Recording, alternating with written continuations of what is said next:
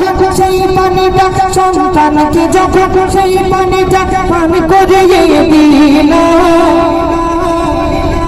আর সাথে সাথে সুস্থ হয়ে সে খেলতে ছুটে গেল সাথে সাথে সুস্থ হয়ে সে খেলতে ছুটে গেল আর দেখে স্বামী অবাক হয়ে বলছে বিবি শোনো আর কেমন করে ঘুমো তুমি আমাকে বলো না কেমন করে ঘুমো আমাকে বলো না ওই বড় স্বামীটা এসে বলছে বিবি রে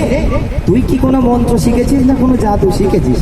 যে সন্তানটা বাঁচার কথা নাই বিছানা সহ্য হয়ে পড়ে আছে আর হঠাৎ করে ওই সন্তানটা যেই মাঠ থেকে বিচ্ছু কামড় দিয়েছিল সেখানে গিয়ে আবার দৌড়ে দৌড়ে খেলা কেমন ভাবে করে তখন ওই রমণী বলছে স্বামী গো তাহলে শুনে রাখো তুমি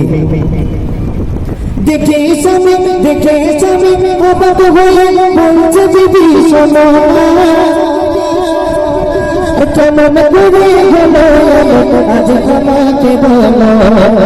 তখন বিবি বলে স্বামী আমার কথা শুনো তখন বিবি বলে স্বামী আমার কথা শুনো একবার একিন করো এই যে সূরজ ফতেহার নজর দেখো এই যে সূরজ ফতেহার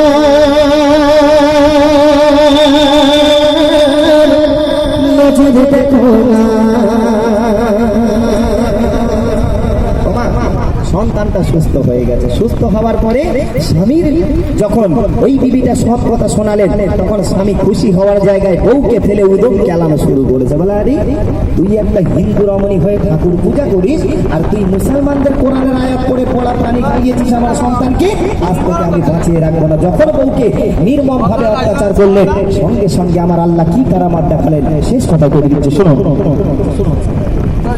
বিবির মুখে কথা শুনে বিবির মুখে কথা শুনে স্বামী মারতে শুরু করলো আর সেই বিচ্ছু যখন সেইখানে আবার ছুটে আসিল কামড় দিয়েছিল আমার আল্লাহ পাক ওই রমণীর ইমানটাকে পরীক্ষা করার জন্য যখন ওই রমণীর উপরে নির্মম ভাবে ওই স্বামী অত্যাচার করছে আমার আল্লাহ সহ্য করতে পারলেন না সঙ্গে সঙ্গে কি করলেন সেই বিচ্ছু যখন সেইখানে আবার ছুটে আসিল কামড় দিতে সাথে সাথে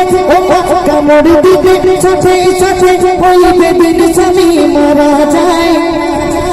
আর সন্তানকে নিয়ে সেই রমণী বিদেশে লালাকে যে মেনে নেয় সন্তানকে নিয়ে সেই রমণী বিদেশে লালাকে যে মেনে নেয় তাই বলছে না সে কত তাসে বলছে না সে কত তাসে সবাই শোনো না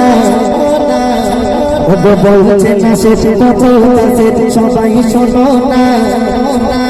আমলা যে করে দেখো না সূরা ফাতিহাকে তুচ্ছ ভেবো না সূরা ফাতিহাকে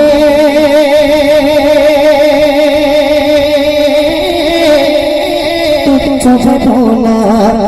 হিন্দু নারী স্বামীকে তার বলছে শোনো স্বামী আমার কথা